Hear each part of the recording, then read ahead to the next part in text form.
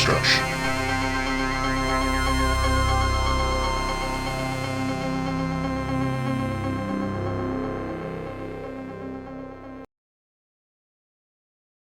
Hey everybody, it's the HorrorDeconstruction. You can find us on Instagram, Facebook, most likely on YouTube. Give us a like, share, and subscribe. Hit that bell icon, hit that thumbs up. Let people know about this show with your host Komp for this solo deconstruction. On today's film, we are talking about Revenge 2017, directed by Coralie Fargeet, written by Coralie Fargeet as well, starring Matilda Ann Ingrid Lutz, ooh, what a name, Kevin Janssens, and Vincent Colomb. So, never take your mistress on an annual guy's getaway, especially one devoted to hunting. A violent lesson for 3 wealthy married men.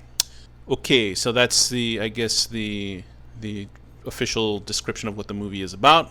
And so it's essentially a rape revenge film, and it was talked about a lot, and I believe it's available on Shudder. Not sure.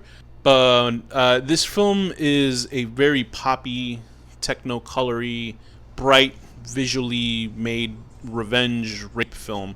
I'm not really into rape revenge films myself, and but this is done really well. It's done by a female director, and there's something interesting about this film. You don't see anything newly done in this type of film, because I think this is one of those genres of film where it's sort of like zombie films. You know what you're getting into, and you see it. A woman gets assaulted, and then she kills the shit out of everybody. But I guess it all depends on the director that handles the material, and if they handle it in a way that makes it entertaining, even though it's like heavy subject matter. And I believe that Coralie did well with this film in the fact that it has a really stylized flair to it. It's not like popcorn looking. It's not like bizarrely edited like I'm trying to think of any weird directors that would use flash cutting and stuff like that, but this has a consistent look to it. It's a very bright looking film. It's a very dirty looking film at the same time. Not dirty as in it looks disgusting. It just has a sort of a vibe of exploitation, and it does like do interesting things where it turns around. Obviously, the idea of usually this film is focused on a woman being raped and seeing her nude and stuff like that, and the assault is off screen in this film, and which is thankfully. And then there's also, and then you see male nudity at the end and the final conflict and stuff like that. The guys playing the assholes in this film, they play them really well. Like the main asshole that causes her assault is a real scumbag. That guy's an excellent actor because he played that really well. He's a real piece of crap in this film. I believe it's Vincent Colomb. I'm sure of it. And there's a super. You need to have a super suspense of disbelief, because either half of this film is taking place in this woman's imagined idea, or she has survived what would be an obviously unreturnable fatal fall, because when the guys are trying to get rid of her, I don't know if this is spoiling. I don't know how the hell you can spoil a film like this if you know the general premise of rape revenge, because those type of films always say what the hell it is. Like I said earlier, the way they try to dispatch her is so over the top. The way she comes back could only be like if she was the Crow or something. I don't understand how it happened, but it happens, and she bests these guys as best as she can. And I do like the final conflict and the way that it was filmed in this sort of close quarter, where the man is naked and he's trying to fight for his life, and it felt realistic in the fact of how she was trying to hunt him down. Cool look to it all around. Really solid directing.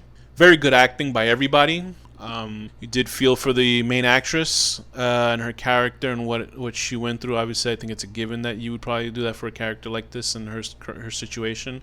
But extra, I guess, in this film, because the way that she portrays her character is really well done.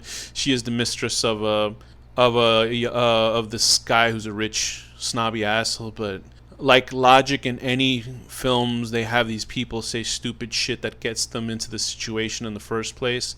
Because she mentions to the guy that who's helicoptered her in to this bare location. She's like, "Oh, what if your wife finds out?" And I'm like, "Oh no, why would you open up yourself to this situation. Why would you do that? But I guess they need that in films for a character to make an absurdly stupid. Because I guess she might have been blackmailing him or something like that. Not in a way, just like she was just like, get me the fuck out of here, I'm gonna tell on you sort of thing. But that always opens up that, oh well, now you gotta go sort of thing, and you're just like, oh fuck, like you just wanna. If the thing is, if characters never did this, then the storylines wouldn't happen in the film in the first place. So it's a really fucked up film, and the movie's about a fucked up situation, a bunch of fucked up guys doing things. I don't know if you know how people just throw on feminist movie, but I don't know what people's ideas. I have to go speak to Thea about this. What the idea of a feminist film is, because usually when people just throw feminist films, it's about just a woman killing a guy, and I'm like, there's got to be some deeper meaning to what feminism is. There are definitely feminist films than that just fucking killing guys, because if that was the case, then what the hell are like Jason movies or laid to rest movies, or those are like misogynist movies or something like that.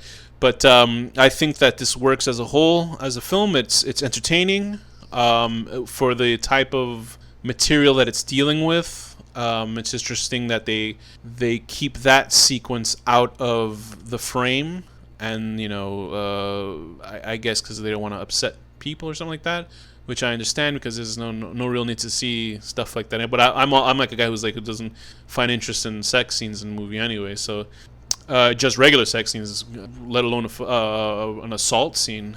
But I think that it's well done, it's well acted, it's well directed, it's put together. It's not necessarily a genre that I look out for, but I heard good things, and it did not disappoint.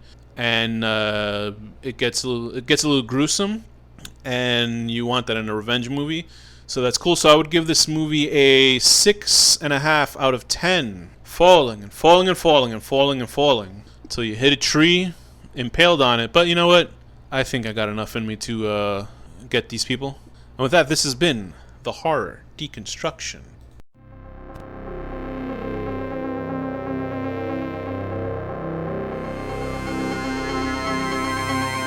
The HorrorDeconstruction.